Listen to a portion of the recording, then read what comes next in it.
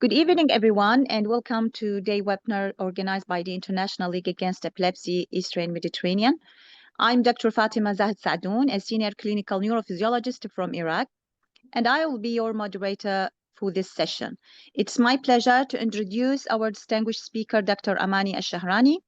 Dr. Amani Mohammed Al-Shahrani is a consultant neurologist and epileptologist at Ad-Dammam Medical Complex in Saudi Arabia. She completed her neurology residency at King Fahd Medical City in Riyadh and the Saudia Fellowship in Epilepsy and EEG at King Fahd Specialist Hospital in Dammam. Her professional interests include epilepsy, neurophysiology, and advancing epilepsy care and education in Saudi Arabia. Today, she will be sharing her expertise with us on EEG and absence epilepsy. Dr. Amani will deliver her talk, and afterward, we will have time for questions and discussion. Please feel free to type your questions in the chat box at any time, and we will address them in the QA session. Now, it's my pleasure to hand over to the floor to Dr. Amani. Dr. Amani, the mic is yours. Yeah, thank you, Dr. Fatima, for this kind introduction. It's my pleasure today to be here with you. Good evening, everyone. Our lecture, our talk today will be in EEG in absence epilepsy. Our outline, we will talk about introduction for this type of epilepsy. As we know, we have 4 types of absence epilepsy, which is childhood absence epilepsy, juvenile absence epilepsy, eyelid myoclonia with absence, eyelid myoclonia with absence, our Jeavons syndrome, myoclonic absence. We'll talk about EEG features for these 4 types and atypical EEG abnormalities for these types, provoking factors like hyperventilation and photic stimulations in these types of epilepsy. The childhood absence epilepsy occurs in an otherwise normal child with daily absence seizures associated with 2.5 to 4 Hz generalized spike wave at seizure onset. Absence seizures are provoked by hyperventilation, as we know. Neurological examination, development, and cognition are typically normal. But ADHD and learning difficulty may occur. Seizures are brief but may occur in clusters. Epilepsy remission, usually 60% of children with this type of epilepsy, often within 2 years of onset or by early of adolescence. The incidence of childhood absence epilepsy is approximately 6.3 to 8 children per 100,000 per year. It accounts for approximately 18% of epilepsy in school-aged children. Age at onset is typically from 4 to 10 years, ranging from 2 years to 13 years. And children with onset at age of 10 years and older, the distinction between childhood absence epilepsy and juvenile absence epilepsy depends on the frequency of absence seizure. Where typical absence seizure occur frequently, at least daily or more in untreated state, a diagnosis of juvenile absence epilepsy is more likely. EEG features may help in distinction between a childhood absence epilepsy from juvenile absence epilepsy. CAE is more common in girls, as we know, around 60% to 75% of cases. Usually, there is history of febrile seizure in childhood absence epilepsy, around 10 to 15%. As I said before, development and general examination is usually normal in these children, but may have specific learning difficulties and ADHD. Both may be subtle and easily missed. Higher rate of depression and anxiety are also noted. Neurological examination and head size at birth are normal. Although childhood absence epilepsy may rarely occur in individuals with intellectual disability, in such cases, investigations, including genetic testing to exclude other etiology, should be considered. In cases with onset of absence seizures at younger than 4 years, diagnosis of GLOT1 deficiency syndrome, which is associated with SLC2A1 pathogenic variant, is found in around 10% of patients. Natural history of CAE is usually drug responsive, remission by early adolescence in 60% of patients, and the remainder patients may evolve into other types of idiopathic generalized epilepsy syndromes. The lack of motor automatism may correlate with a whole seizure outcome. Seizure types of childhood absence epilepsy, the first and common type is typical absence seizure. Patients usually have sudden onset of complete loss of awareness in most children, with staring, loss of facial expression, and interruptions of activity. Oral or manual automatism occur in 86% of patients, and eye involvement with blinking, eye opening, or subtle eyelid, or perioral myoclonic in 76.5% of patients. There is immediate return to normal activity, although child maybe has brief confuse as they reoriented themselves. Duration typically in CAE 3 to 20 seconds with median duration of 10 seconds, but rarely they may last more than 30 seconds. Incontinence and loss of postural control can be seen in these types of seizures, and seizures typically occur multiple times per year but are often under-recognized. GTC seizures rarely precede or occur during period of frequent absence seizure in childhood.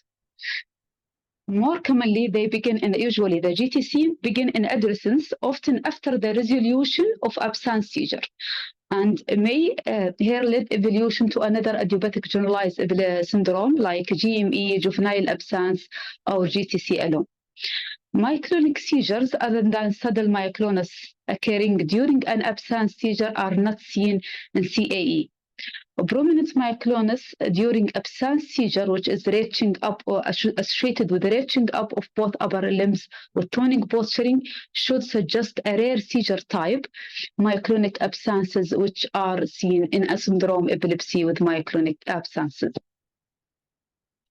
Now we can move to more important part in our lecture today, which is EEG in these types of epilepsy.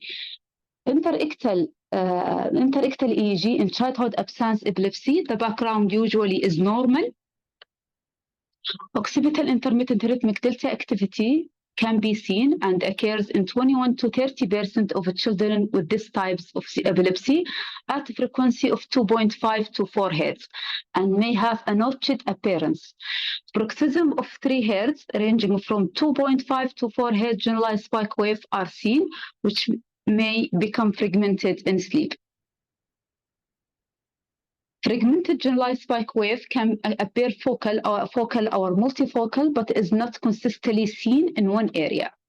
The morphology of focal spike wave is similar to the generalized spike wave. Polyspike wave may be seen in drowsiness and sleep only, but not during wakefulness. Intermittent photic stimulation triggers generalized spike wave in 21% of individuals with a childhood absence epilepsy. Rectal EEG in these types of absence epilepsy is characterized by regular 3 Hz ranging from 2.5 to 4 Hz generalized spike wave and first second of seizure onset with absence seizures. Approximately 21% of patients have at least some absences starting at 2.5 Hz, and 43% have at least some absences starting at 4 Hz. Disorganized discharges, defined by brief, less than 1 second, or transient interruptions in an ictal rhythm, or waveform of different frequency or morphology, are significantly less common than in juvenile absence epilepsy. Generalized spike wave and absence seizure are both provoked by hyperventilation in most untreated patients, around 87%. If you see slow spike wave less than 2.5, usually it's not childhood absence epilepsy. If untreated child perform hyperventilation well for 3 minutes and no generalized spike wave is seen, childhood absence epilepsy can be excluded. This table, I take it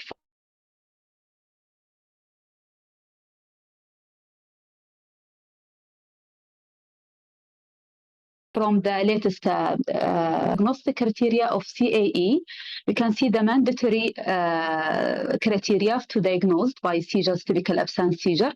Here in the EEG features, usually paroxysm 3 Hz, generalized spike wave at the start of the absence and may have obtained historically.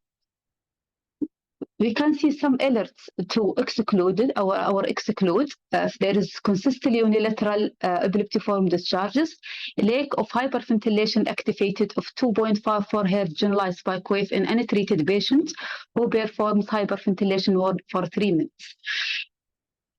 Also, if there is persistent slowing of the EEG background in absence of sedating medication. If there is a diffuse background slowing, we can exclude childhood absence epilepsy. MRI is not required for the diagnosis, and ictal EEG is not required for the diagnosis, provided the interictal study showed paroxysms of 2.5 to 4 Hz generalized spike wave discharges during wakefulness. However, most untreated patients will have recorded absence seizures on routine EEG. This EEG shows the typical absence seizure in 7-year-old girl. You can see the bilateral synchronous spike wave, frontal maximum amplitude, the regularity and frequency at onset of 3 or 3.5 Hz, duration of 7 seconds. This is consistent with childhood absence epilepsy, which is typical for these types of absence epilepsy. Now we can move for second type of absence, with juvenile absence epilepsy, which is characterized by absence seizures that typically occur less than daily in undertreated state and are associated for more than 3 Hz, ranging from 3 to 5.5 Hz, generalized spike wave in an otherwise normal adolescence. GTC are seen in more than 90% of cases, most commonly beginning shortly after the onset of absence seizures. This is also diagnostic criteria of the juvenile absence.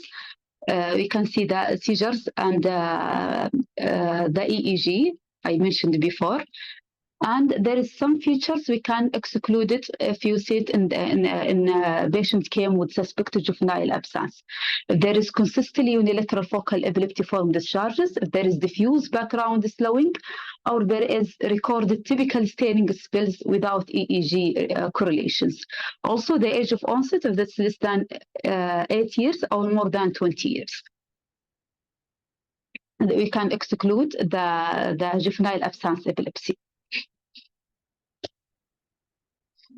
This table is more important. It's differentiate between two types of childhood absence epilepsy and juvenile absence epilepsy. I mentioned all of this before, but the more important here in the types of absence, the frequency in childhood absence epilepsy usually at least daily to multiple per day, but in juvenile less than daily. And the typical duration in childhood between 3 to 20 seconds, but in juvenile 5 to 30 seconds. In childhood absence epilepsy, usually it's the seizure associated with severe loss of awareness, but in juvenile, less complete impairment of awareness. EEG background, ORIDA, is common in childhood, you can see in 21%, but not in juvenile absence. Interictal epileptiform discharges in awake, we can see 2.5 to 4 Hz in generalized spike wave in childhood absence epilepsy, but in juvenile type 3 to 5.5. During sleep, we can see polyspike and wave in drowsiness and sleep in both types. Irregular generalized spike wave, it's uncommon in childhood, but it's more common in childhood absence epilepsy. And discharges are more frequent in juvenile absence. Photoparoxysmal response, we can see in both types, around 21% in childhood absence and 25% in juvenile type.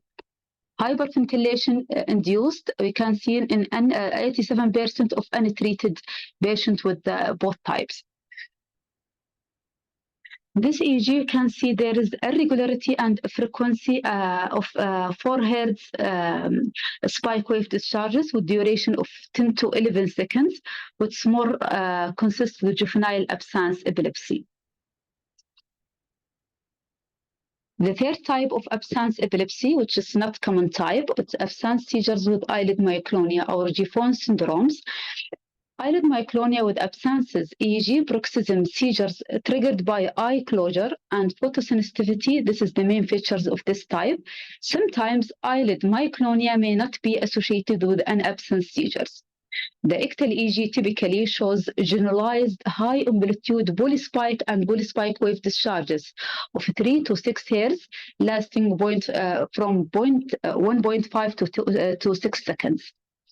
The Interictal discharges occur with or before the onset of eyelid myoclonia. The EEG abnormality are usually triggered by eye closure, intermittent photic stimulation, and hyperventilation. Also, fixation of sensitivity may cause it. This E2 shows the differentiated between the eye closure sensitivity and fixation of sensitivity in genetic generalized epilepsy.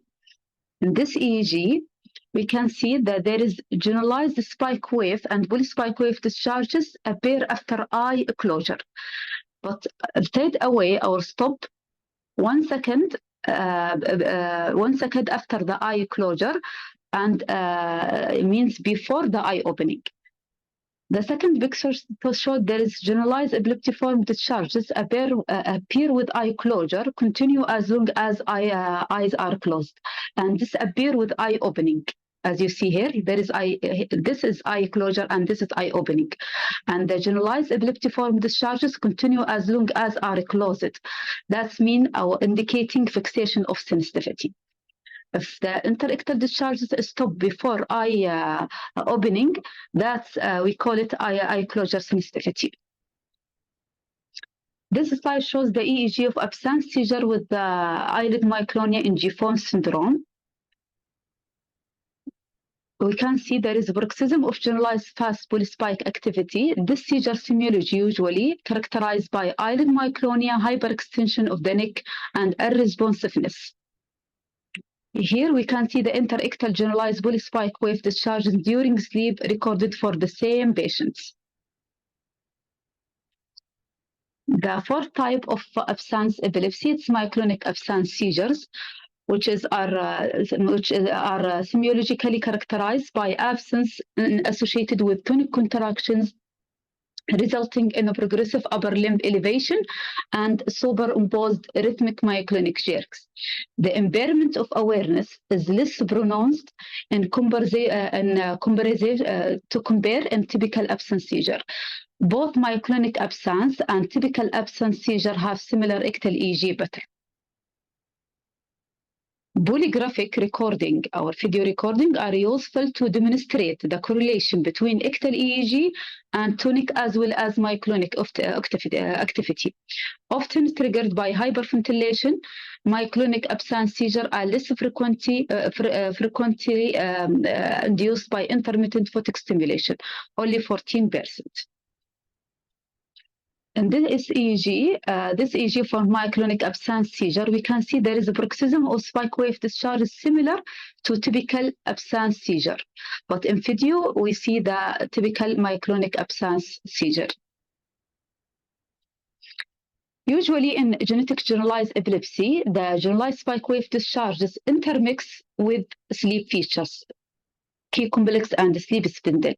We can call it epileptiform key complex and epileptiform sleep spindle. This overlap generates complexes with very characteristic morphology and topography. Recent study has found this to be common in genetic generalized epilepsy, with 65% of patients demonstrating epileptiform key complex and 10% of epileptiform sleep spindles. These abnormalities probably indicate the link between microarousals and epileptiform discharges in genetic generalized epilepsy. We can see here there is showed the epileptiform key complex. We can see the polyspike, it's overlap with key complex. And here we can see the burst of generalized spike wave discharges in midst of a sleep spindle. And we call it the epileptiform sleep spindles. Here we can see the ORIDA, occipital intermittent rhythmic delta activity in a patient with absence seizure. And the second EEG, we can see the absence seizure captured during the same EEG recording. We can note the terminal part of seizure. It's resembles of orida, which is occipital intermittent rhythmic delta activity. This is EEG of typical absence seizure. We can note the paroxysm of generalized, symmetrical, synchronous, and regular 3 Hz spike wave discharges frontocentral maximum.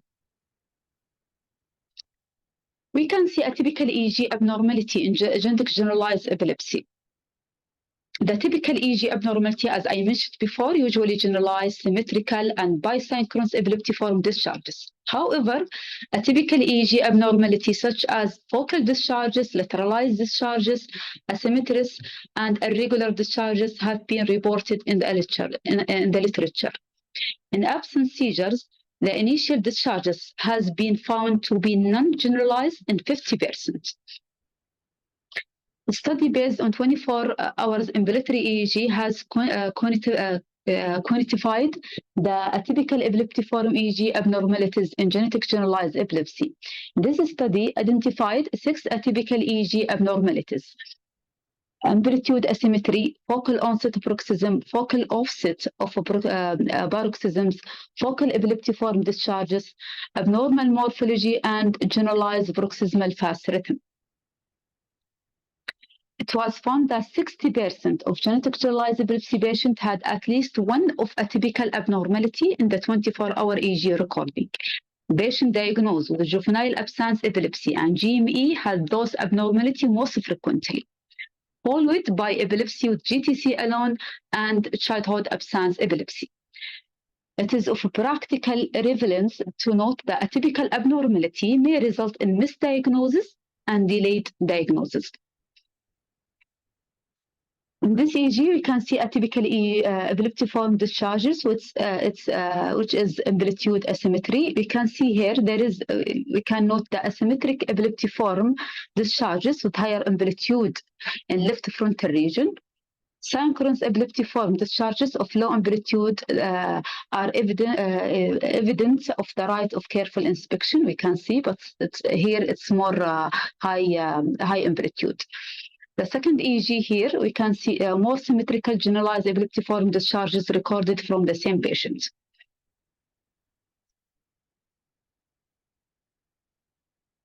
This slide, you can see there is a second type of atypical epileptiform discharges, which is focal onset and offset of paroxysms.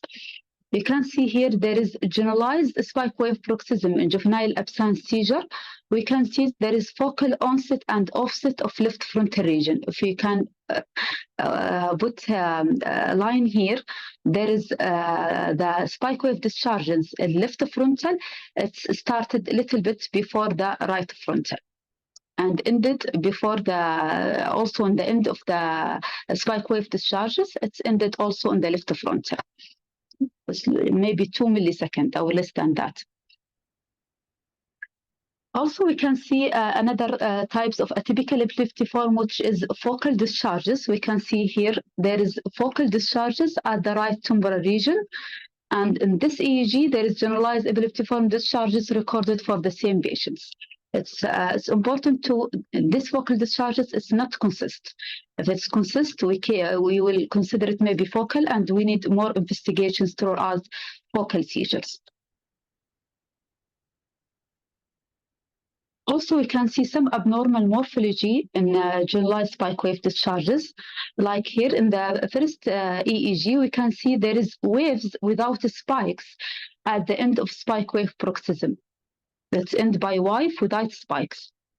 The second slide, we can see the spikes at the top of wave. And the third slide, we can see the spikes overriding the wave, or our spikes on the descending limb of preceding wave. We can see also generalized paroxysm fast activity during wakefulness and the similar changes in sleep, which is atypical epileptiform discharges in genetic generalized epilepsy. This table is important to differentiate in EEG and EEG features with the different types of genetic generalized epilepsy syndromes. Usually by genetic spike wave discharge frequency, as we know, in childhood absence epilepsy 3.3, juvenile absence 3.2, juvenile myoclonus usually 3.9. Irregular and disorganized paroxysm is more common in juvenile myoclonus epilepsy than juvenile absence, which is less common in childhood absence epilepsy, as I mentioned before. Also, the fragmented generalized spike wave discharges is also common in juvenile myoclonic absence than the juvenile absence and childhood absence epilepsy. Photoparoxysmal response, it's 83% of juvenile myoclonus, but in 25% in juvenile absence and 21% in childhood absence epilepsy. Absence seizure during hyperventilation, it's usually seen in 87% of untreated childhood absence and juvenile absence, but it's less common, around 33% in juvenile myoclonic epilepsy. Mean duration of paroxysms, it's more prolonged in juvenile absence, it's 4.6 seconds. Total spike density, it's more dense in juvenile absent and juvenile myoclonus. And density of generalized paroxysm, it's more in juvenile absence. Density of polyspike and polyspike wave discharges, it's more in juvenile absence epilepsy. But density of pure generalized spike wave discharges, it's usually in absence epilepsy, childhood and juvenile absence. Now we can move for provoking factors affecting the EEG in absence epilepsy. First thing, photoparoxysmal response, which is abnormal response manifesting with generation of spike wave complexes, polyspike or polyspike wave discharges during intermittent photic stimulation. The photoparoxysmal response is under the influence of several confounding variables, including age, sex, ethnicity, genetics, anti-epileptic medication use, state of alertness like sleep versus wakefulness, sleep deprivation, and the stimulation technique. As we know, we have three grades of photoparoxysmal response. The first thing is posterior stimulus-dependent response. The second one is posterior stimulus independent response. The third one is generalized response. The first one, posterior stimulus dependent response, is the rhythmic activity in the posterior stimulus, which is time locked with the flashes, which is physiological or normal. But posterior stimulus independent response and generalized response is usually is abnormal. This response to photic stimulation is defined as self-sustained when the epileptiform discharges outlast the stimulus by more than 100 milliseconds. Photoparoxysmal response is most frequently detected in juvenile myoclonic epilepsy, as I mentioned before, which is 83%, followed by childhood absence epilepsy and juvenile absence. However, photoparoxysmal response can be also seen in 0.3 to 4% of adults without history of epilepsy. It's also detected more frequently in asymptomatic children, around 14.2%. The second provoking factors for the absence seizure, it's hyperventilation, is often induced ictal and interictal abnormality in children diagnosed with absence seizures. Hyperventilation triggered absence seizure in 67% of patients in pediatric cohorts study diagnosed with juvenile absence and childhood absence epilepsy. In untreated patients, as I mentioned before, in juvenile absence, 87%, and juvenile myoclonic, 33%. In contrast, in another study involving predominantly adult cohorts during hyperventilation, no one with generalized epilepsy had seizure, and only 12.2% had an increase in interictal epileptiform discharges. Hyperventilations induced generalized spike wave paroxysm were found in only 12.3% of adult patients with genetic generalized epilepsy on treatments. These studies suggest that during hyperventilations, absence seizures are more likely to occur in younger age group with untreated childhood absence and juvenile absence epilepsy. The third type of provoking factor of absence epilepsy is eye closure sensitivity.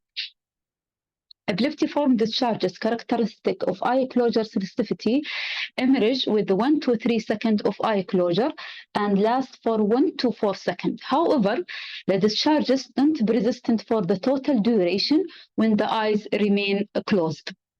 Photosensitivity and eye closure sensitivity are related phenomena.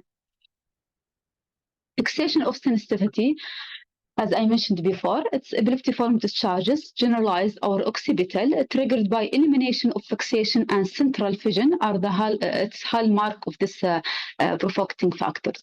This abnormality needs to be differentiated from photosensitivity and eye closure sensitivity.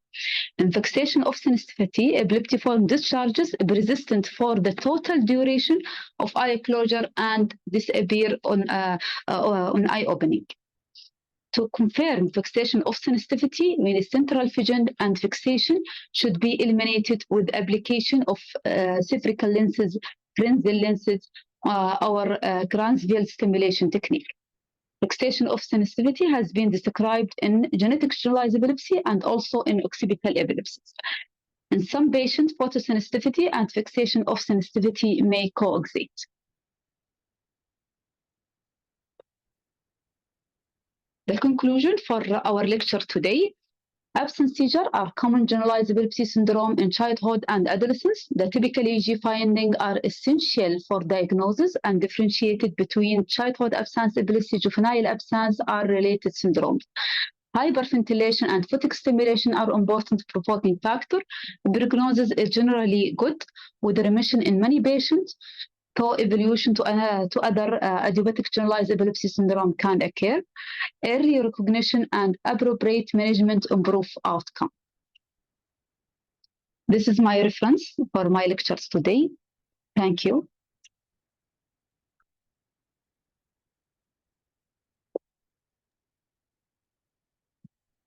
Thank you very much, Dr. Amani, for this excellent and insightful presentation. Thank you. Any question? Thank you, Dr. Amani. Now, do you hear me, Dr. Amani? Yes, yes. Now it's a QA session. I will invite all the participants to share their questions, and I will direct it to Dr. Amani. Now we have a question from Dr. Ghaid. He asked if non-convulsive status epilepticus is more common in childhood absence epilepsy or in juvenile absence epilepsy, in your opinion. Can you repeat the question? He asked if the non-convulsive status epilepticus is common among patients with childhood absence epilepsy or it's more common between patients with juvenile absence epilepsies. Usually it's not common in both types. Yeah, non-compulsive status it's not common in this is 4 types. It's not common usually in status non-compulsive status. There is another question. They ask if you can talk about healing in childhood absence epilepsy.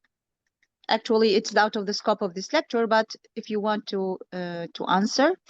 Yes, I will give a short answer. Usually it's around 60% within 2 years of starting this syndrome. But there is, if persistent, usually it's transferred to another types of genetic generalized epilepsy in adolescence. Yes. Another question. Can photic stimulation provoke absence seizure?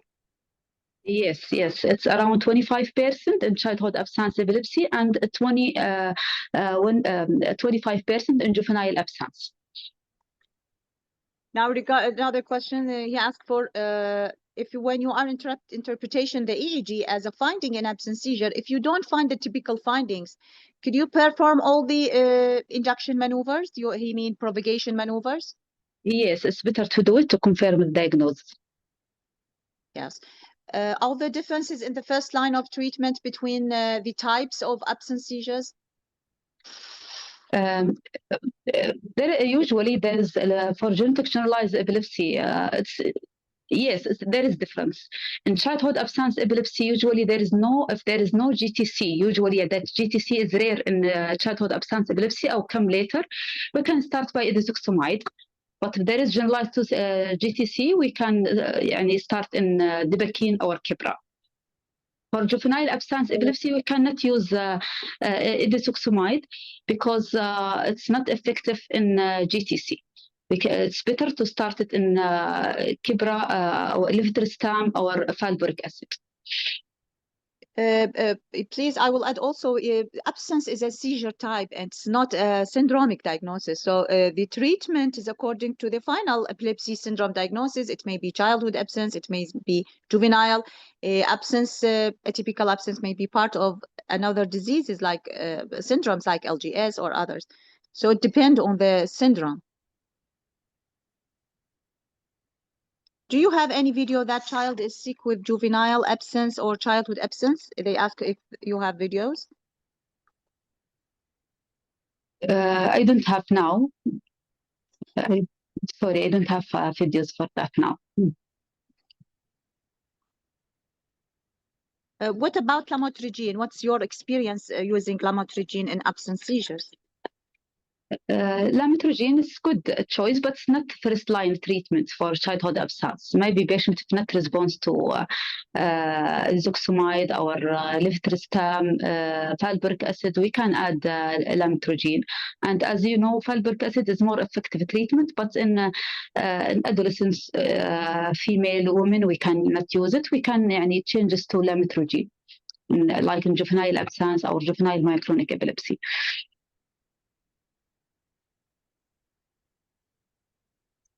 Is there any more questions? In the EEG, what if there is focal discharge in EEG? What is the frequency of the discharge and how much it is important? As I mentioned, we can see the atypical EEG features in generalized epilepsy, but we can see the focal, but the more important, this focal discharges, it's not consist in one type. And if you see it in temporal side, you can see it rare, one type during the 24-hour or during recording in EMU. But if it's persistent in one type, in one region, like temporal or frontal, you have to rule out the another types or focal seizures.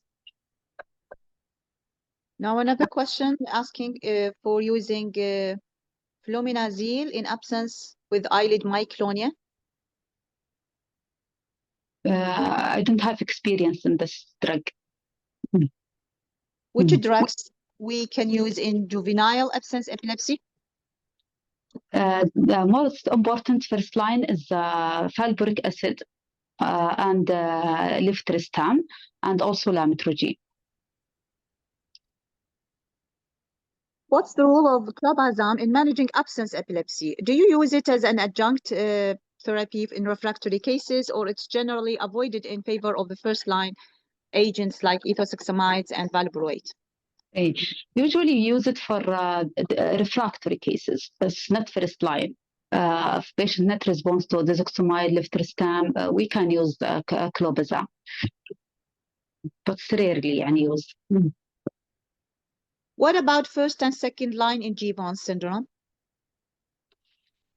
It's depend. If usually Jeavons syndrome, it's refractory syndromes, and we can start it as by Kipra or levetiracetam, and also we can use the Provoking if patient not response to other types of drug. We cannot use ethosuximide because it's usually associated with GTC. I would like to ask you about Jeavons. We know that eyelid myoclonia is sometimes resistance to treatment, but the absences show good responses, and sometimes patients have long life eyelid myoclonia. How could you manage these patients usually for the resistance eyelid myoclonia only? Usually, as I mentioned before, some patients with Jeavons syndromes, they have eyelid myoclonia without absence. Yes. And in patients with abscences, sometimes the abscences will disappear. The patient will have no more abscences, but just the eyelid myoclonia. yes, and usually the absence response, as you mentioned, at the eyelid myoclonia, it's more different or more difficult types of epilepsy in Jeavons, and difficult to treat. We can use the drugs I mentioned before, and if it's not treated, we can use another options, non-drug options like no surgical but vagus nerve stimulations or other types. Another question asks if there is no ictal event in our EEG, but the family had home video for the attack. If we diagnose on it, or just say it's one type of generalized epilepsy. You mean ictal events? You can diagnose on home video for the attack, even if it's not occurred during EEG?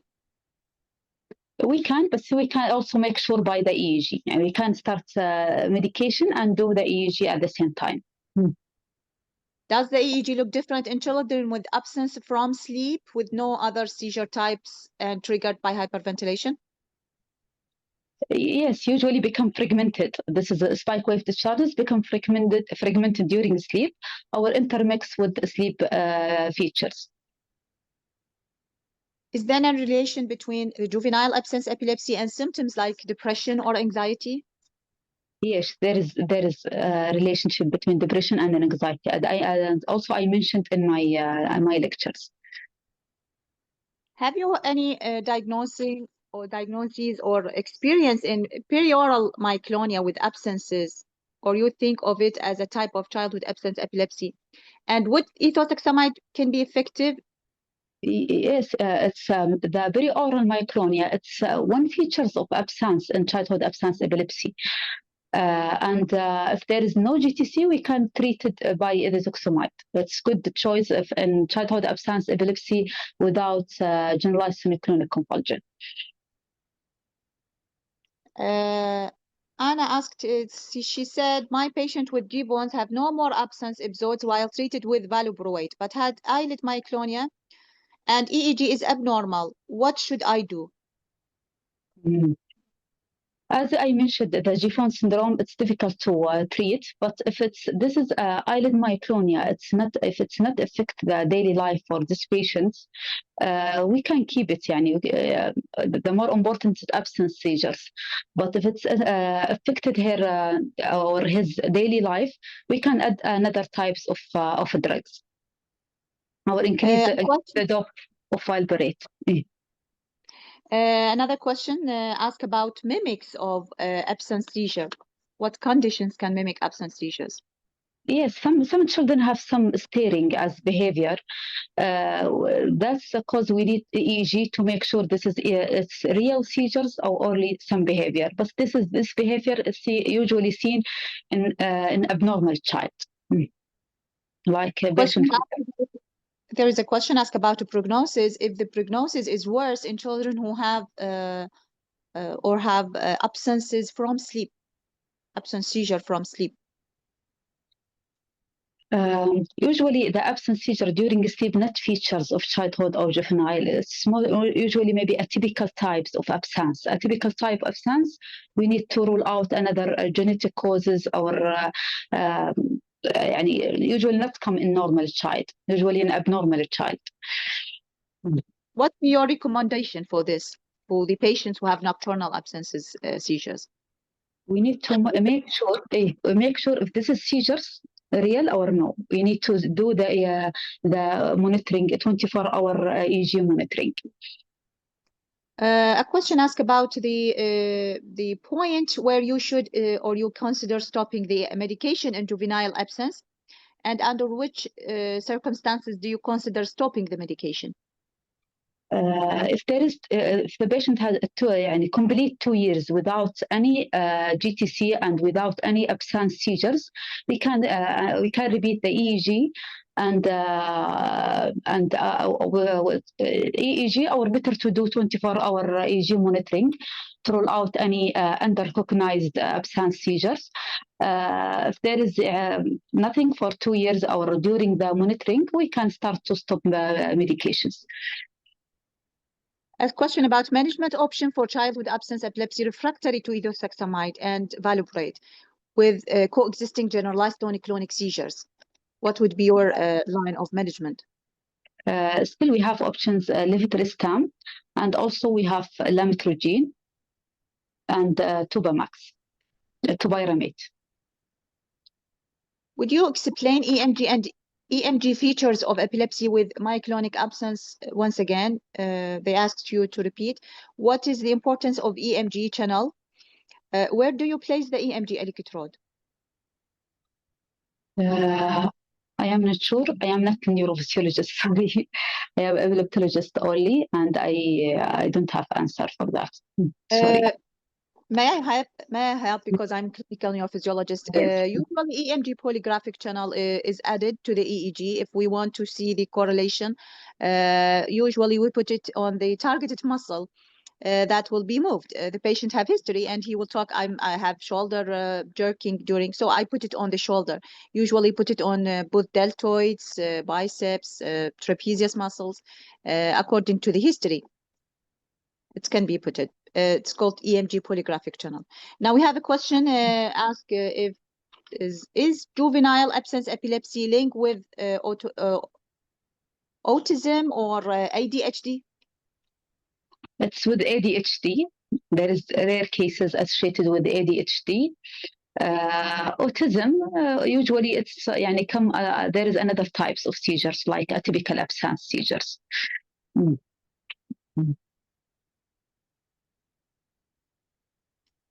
Any more questions? Till now, no. Thank you very much, Dr. Amani, for your excellent presentation and answers. Thank now you. Dr. Also. Thank you, Dr. Fatima. Thank you so much. Now, I think we have questions. No. The participants, thank you so much, Dr. Amani. Now, welcome for everybody. I think Jessica will share with us the survey for the certificate. She shared a link. We asked the participants to complete the survey for VR certificates. The link is posted in the chat. Dear participants, you can see it in the webinar chat.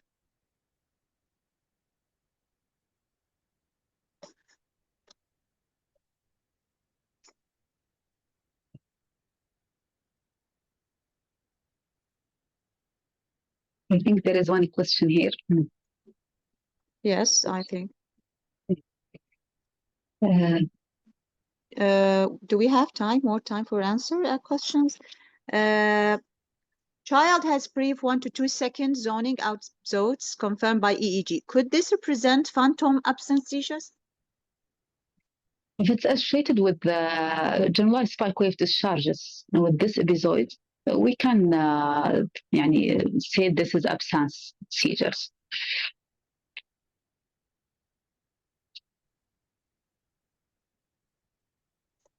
Okay.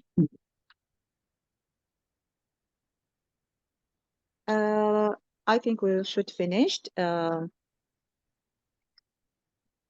on the behalf of International League Against Epilepsy, Eastern Mediterranean, I would like to thank Dr. Amani for her valuable contribution and thank all of you for attending and engagement in this session today.